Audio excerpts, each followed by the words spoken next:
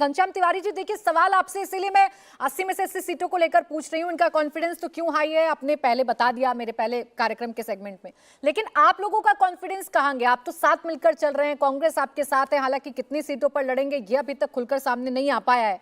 कितनी सीटें जीतेंगे आप लोग?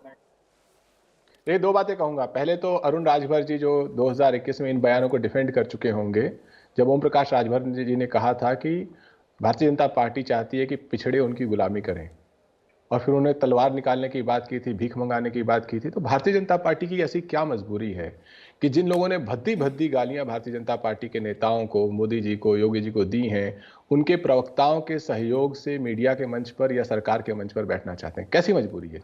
ये तो 80 जीतने वाले हैं।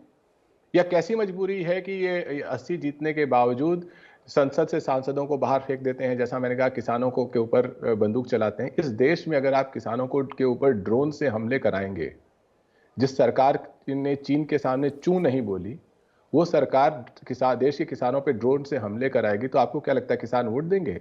अहंकार तो रावण का नहीं टिका था, उसकी भी सोने की लंका थी। इन्होंने भी कॉरपोरेट की मदद से 10,122 करोड़ रुपए कमाए हैं, 14 लाख करोड़ जो है माफी दी है, तो अहंकार इनका भी नहीं टिकेगा।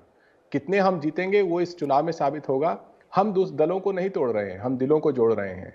भारतीय जनता पार्टी है जो भद्दी भद्दी गालियां देने वाले नेताओं को अपने साथ ला रही है, उन लोगों को लेके आ रही है जिन्होंने सेना को भी गाली दी थी, उन्हें राज्यसभा का सदस्य बना रही है। और हम अपनी पीडीए की यात्रा कर रहे हैं। हम कह रहे हैं कि इस देश में पिछड़ा, दलित, आधी आबादी, अल्पसंख्यक सबका अधिकार समाजवादी पार्टी बुलंद करेगी। लेकिन ये घनश्याम जी कैसा पीडीए है? आप तो आपके अपने साथी, चलिए भारतीय जनता पार्टी तो जो कर रही है, इनको गाली देने वाले लोगों को ये क्यों एक्सेप्ट कर रहे हैं अभी पूछ लेती हूँ, लेकिन आपकी अपनी साथी अभी आपके विधायक हैं, वो कह रही है कि काहे का पीडीए? राज्यसभा चुनावों में तो आप लोगों ने ध्यान नहीं रखा, ये किस बात का पीडीए है? पल्लवी पटेल की बात कर रही हूँ। आलोचना में क्या बुराई है? कम से कम भारतीय जनता पार्टी की तरह तो नहीं कि दर्जन भर आप कांग्रेस के नेताओं को पहले तोड़ के ला रहे हैं, धमका के ला रहे हैं या लालच में ला रहे हैं, आप सोचिए। लेकिन आप उनको तोड़ के ला रहे हैं, फिर राज्यसभा भेज रहे हैं।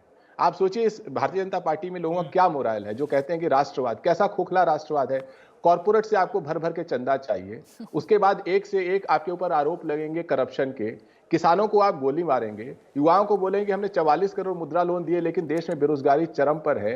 अपने कार्यकर्ता आपके इतने सारे मुद्दे हैं, देश की आपको चिंता है। मैं यही तो पूछ रही हूँ आपसे कि कोई तो फॉर्मूला आप लोगों के पास भी होगा ना। चलममणि त्रिपाठी जी के इस कॉन्फिडेंस को तोड़ने के लिए उत्तर प्रदेश में कैसे मिलकर लड़ेंगे, यही नहीं बता पा रहे अभी तक। तो कितनी सीटों पर बन रही है सहमति? आप कुछ कहते हैं, कांग्रेस कुछ कहती है।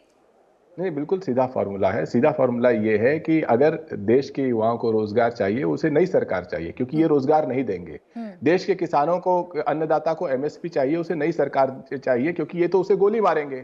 देश की बेटियों को न्याय चाहिए, तो उसे नई सरकार चाहिए, क्योंकि ये तो बेटी बचाओ इनके लिए धमकी है। और देखिए, हम जहां से शुरू हुए थे वहीं पर आ गए। कैसे बनेगी ये नई सरकार, यही नहीं बता रहे। आप बखूबी मुझे मुद्दों में गोल गोल घुमा रहे हैं, लेकिन क्या स्थिति है यूपी में ही कैसे रोकिएगा, कम से कम ये तो बता दीजिए। चुनाव होगा, वोट पड़ेगा और नई सरकार बनेगी। आपने तो पहले घोषित कर दिया इनके पास पैसा है। हमारे देश में युवाओं ने कसम थोड़ी खाई है कि बेरोजगार बैठे रहेंगे, या बेटियों ने कसम थोड़ी खाई है कि ब्रजभूषण से डरी बैठी रहेंगी। चलममणि त्रिपाठी जी, अब इस बात का जवाब दीजिए। देखिए, उनके पास बहुत सारे मुद्दे, बहुत सारे सवाल, और ऐसी क्या मजबूरी है आपकी, अगर आप इतने कॉन्फिडेंस में हैं कि आपको जरूरत पड़ रही है दूसरी पार्टी के नेताओं की? देखिए, ये जो बोल रहे हैं, इनको खुद पता है कितना बड़ा झूठ बोल रहे हैं। आज जब ये बोल रहे हैं उत्तर प्रदेश में अभी तक के इतिहास की सबसे बड़ी पुलिस भर्ती की परीक्षा हो रही है, किसको बता रहे हैं? लड़के वहां पे एग्जाम दे रहे हैं। नौजवानों को पता है कि नौकरी अब बेची नहीं जा रही समाजवादी पार्टी की सरकार की तरह। आज ईमानदारी से नौकरी मिले। और देखिए, दरअसल मसला क्या है, एक एक वोट का मसला है। लोग ये समझ चुके हैं कि एक वोट अगर गलत पड़ता है तो इस देश में धारा 370 थोपी जाती है, और एक वोट सही पड़ता है तो 370 को उठाकर कूड़े के ढेर में फेंक दिया जाता है। एक वोट गलत पड़ता है तो राम भक्तों पर गोलियां चलती हैं।